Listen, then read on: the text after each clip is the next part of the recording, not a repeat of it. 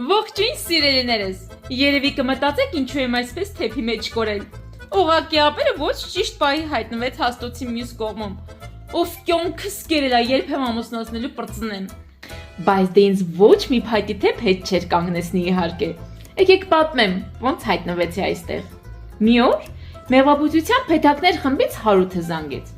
Ասեց, որ մեր էջն այնքան է հավանել ու իմ գործը, որ սրտանց ուզում է փեթակ նվիրել։ Պատկերացնում եք այդ զգացողությունը, երբ լրիվ անծանոթ մարդը զանգում ու ուզում է նման նվեր անել։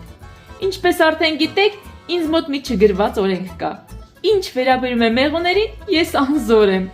Նման նվերից չէի կարող հրաժարվել, որովհետև սա ինձ համար ուղղակի գործ չէ, սա իմ կյանքն է։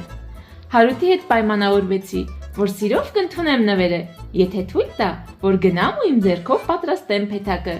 Չեք պատկերացնի ինչ հաճույք էր, թարմ փայտի հոտը, արտադրամասի իրար անցումը։ Այս տրակտորը վարելն են մի ուրիշ հաճույք էր։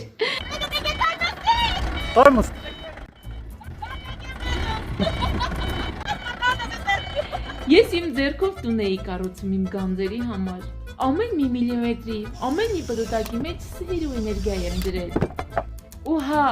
դրա համար հաստատ արժեր ոտքից գլուխ թեփի մեջ կորել ու դիմանալ լապերի կատակներին։ Իսկ վերջում ուզում եմ մի բան ավելացնել։ Այս փեթակն ինձ համար ուղղակի փայտից տնակ չէ։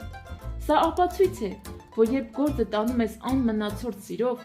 աշխարհի ամենալավ ու լուսավոր մարդիկ ուղղակի գտնում են քեզ։ Գնահատեք անշահախնդիր մարդկանց սիրելիներս։ Սիրելի հետևորդներ, դուք էլ նվեր ունեք իհարկե։ Ով Հարութից փեթակ պատվիրի ու իմ անունը նշի,